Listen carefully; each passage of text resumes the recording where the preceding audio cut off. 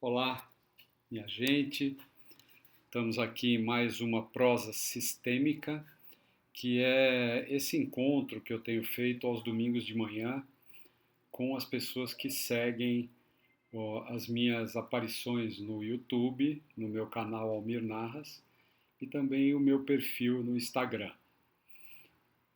E eu sempre escolho um tema que alunos, clientes, pessoas que estudantes, né, e consteladores, colegas sugerem ou surgem perguntas sobre isso e até sugestões diretas de temas. E o tema desta vez é um tema dos mais relevantes, eu considero, aonde a constelação pode dar contribuições importantes. É o tema do suicídio. Então, a primeira coisa que eu quero dizer é que nós temos principalmente dois aspectos a tratar e eu resolvi dividir esse tema em dois domingos, tá?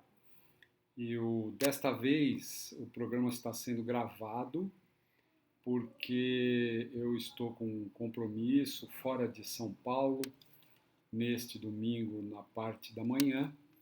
E então, mais uma vez, se você tiver perguntas sobre o tema, sobre a maneira como eu vou destacar algumas coisas importantes em relação ao tema, você pode escrever, tanto deixando uma mensagem no Instagram, quanto também no meu canal do YouTube. E se você quiser, você pode seguir o meu canal no YouTube, Almir Narras, para que assim todas as vezes que eu publicar outros conteúdos, você também possa ser avisado, e aí fica mais fácil de você me acompanhar, tá bom?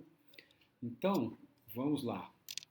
A primeira parte do que eu quero abordar tem a ver com como as constelações podem contribuir para que um suicídio não aconteça.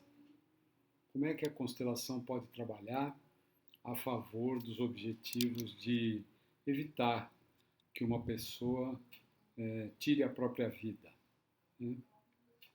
E o que eu vou tratar no próximo domingo está relacionado a pessoas, famílias, históricos familiares, onde tenha havido a ocorrência de suicídio e quais os possíveis efeitos que isso possa ter em gerações atuais e também como a constelação pode contribuir para evitar que algo assim trágico, né, algo dessa natureza, possa repercutir nas gerações futuras.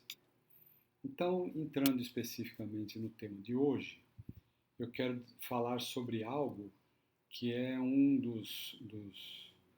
para mim, né, foi uma das revelações que a constelação me trouxe. É a de que existem pessoas, e não são poucas, que estão na vida, mas que têm um olhar para a morte.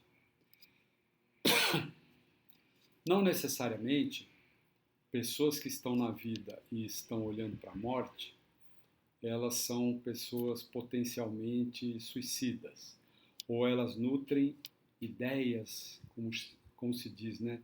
Ideação suicida, né? Não necessariamente. Mas eu quero falar antes dessa maneira de estar na vida olhando para a morte.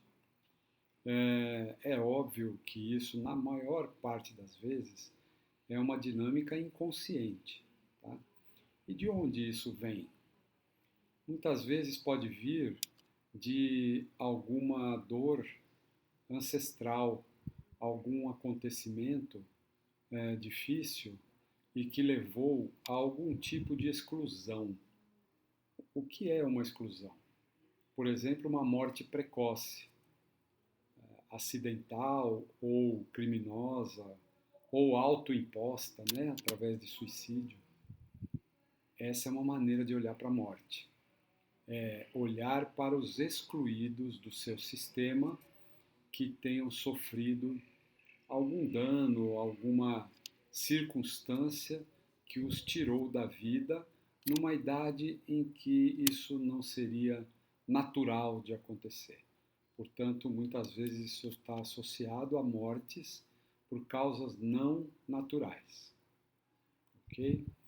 Segundo a visão das constelações, nós somos seres sistêmicos.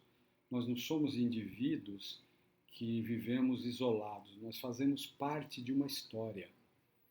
A abordagem geracional das constelações fala de uma herança ancestral que não é apenas a herança genética, mas que existe um campo de memória do qual nós fazemos parte, onde está a memória do nosso clã familiar, onde os acontecimentos importantes eles estão presentes e muitas vezes, se eles não foram devidamente honrados, devidamente compensados, devidamente tratados, eles podem acarretar dificuldades para gerações futuras.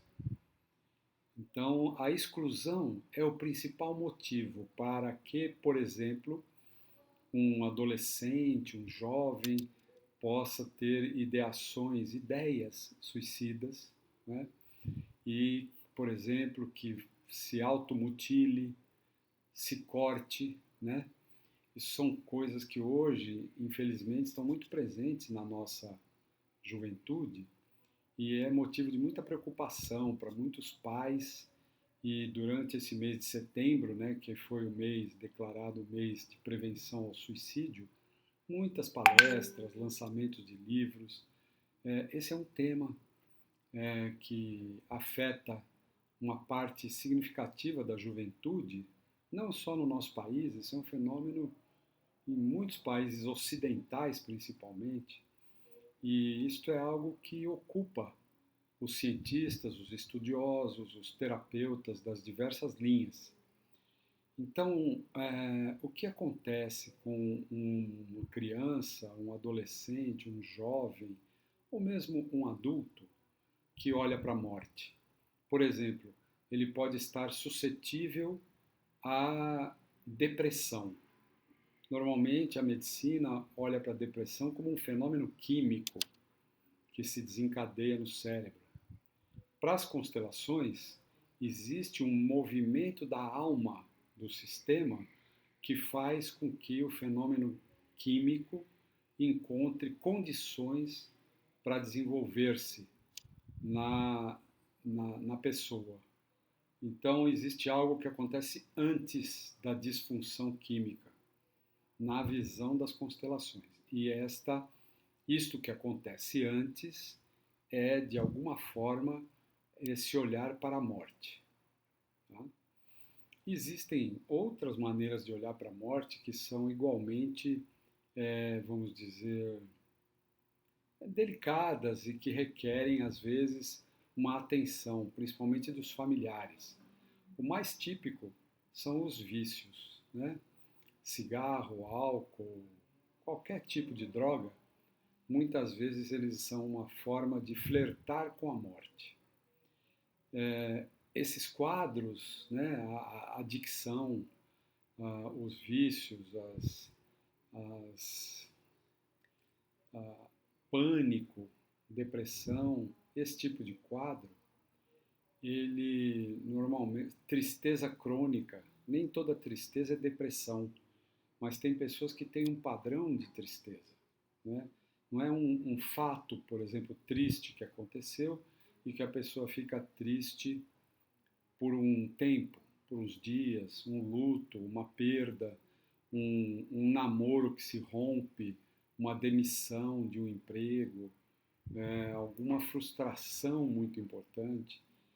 Isso pode causar algum tipo de conexão com a tristeza que não seja, vamos dizer, algo que tenha o seu ambiente, o seu tempo e a sua vez. Pode se tornar algo crônico.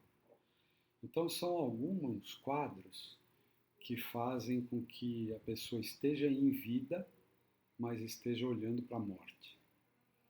Quando a gente lida com geralmente pais, né, nos procuram, e os adultos também, que já têm um histórico de tentativa de suicídio, por exemplo, ou de determinados comportamentos. Por exemplo, o jovem fica perguntando muito nas redes sociais, por exemplo, qual é o sentido da vida, por que vale a pena continuar vivo. Quando surge essa pergunta numa rede social, normalmente isso é um sinal de alerta, é um sinal de que aquela pessoa, aquele jovem, está pedindo socorro e não sabe nem direito a quem pedir. Existem, às vezes, limitações importantes, por exemplo, a condição de muita fragilidade do seu núcleo familiar, né? Às vezes pais separados ou um dos dois morreu quando ele era muito criança, ou circunstâncias, enfim, contextos de vida que fazem com que a pessoa às vezes se sinta sem saída, sem ter com quem contar, sem ter com quem a quem pedir socorro, por exemplo, né? Então, o grupo de apoio, né, os amigos, as pessoas mais próximas, eles podem ter uma função muito importante nessas horas. E às vezes, muitas vezes, nós consteladores, somos procurados, especialmente por pais, mas às vezes um irmão mais velho, alguém que tem amor por aquela pessoa e procura a constelação para ver o que é que se pode, através da constelação, fazer para que esse estado inconsciente da pessoa possa mudar. Então, a inclusão dos excluídos é um movimento que muitas vezes se apresenta. Aquele ancestral que, por exemplo, matou alguém ou foi morto por alguém, alguma dor que exista na história da família, quando ela é vista e aquele excluído ganha de novo um lugar na família, normalmente aquela criança, aquele adolescente, aquele jovem que estava olhando para o excluído, tudo isso inconscientemente, ele se sente livre, ele não precisa mais. Uma vez que veio à tona de novo aquele personagem da história familiar e ele é honrado, é olhado e a sua dor é reconhecida, isso normalmente dissolve ou contribui muito para os tratamentos psiquiátricos, as terapias, as psicoterapias, a psicologia, o ambiente terapêutico que às vezes a pessoa está buscando, mas não está conseguindo obter resultados. Então a constelação pode ser muito útil para que a pessoa consiga estar na vida, olhando para a vida, olhando para os seus desafios da sua idade, entre os jovens, por exemplo, encarar as escolhas afetivas, as escolhas profissionais, as escolhas de carreira, as coisas típicas que muitas vezes pressionam uma jovem ou um jovem nessa transição para a vida adulta. Tá? Então, desta maneira, são alguns dos exemplos nos quais se pode contar com a constelação para que se possa trabalhar no sentido de que quem está vivo olhe para a vida. Tá? Agora, cada caso é um caso, cada situação é uma situação. Eu estou apenas exemplificando quais são as possibilidades que fazem com que uma pessoa dê um sinal de que está flertando com a morte. Quer ver um outro sinal? Quando a pessoa parece viciado em esportes radicais de alto risco. Parece que a pessoa não se sente feliz se não tiver com uma produção de adrenalina altíssima, constante. Isto também já vi mais de uma vez. Não quer dizer que todos que pratiquem esportes ditos radicais se enquadrem nisso, mas já vi mais de uma vez pessoas que têm quase um vício para os esportes radicais, isso ser visto numa constelação e ficar nítido que a pessoa está flertando com a morte, ela está na vida, olhando para a morte. E isso direciona a energia da pessoa para ela estar na vida com menos vida, tá? Ou seja, menos disponível para lidar com as suas coisas, a sua realidade, a sua necessidade de resolver problemas, de tomar decisões, de fazer escolhas. Então, a constelação fundamentalmente contribui para a pessoa tomar posse da sua vida e definir os seus rumos em direção à vida, ok? Então, essa é a nossa prosa de hoje. Eu estou bem disponível para responder todas as perguntas. Eu sei que existem muitas pessoas com preocupações relacionadas a esse tema e muito grato mais uma vez. Eu estou querendo muito logo voltar para o ao vivo, né? Mas eu pelo menos não estou deixando de cumprir com o meu compromisso das 9h30 da manhã aos domingos, tá bom, gente? 9h30, horário de Brasília. Grato pela sua atenção, pelo acompanhamento. Um bom domingo a vocês. Curtam sua família, saúde para todos, tudo de bom. E até o próximo domingo com mais uma prosa sistêmica, parte 2 do assunto suicídio. Tá bom? Um grande abraço. Viva a vida!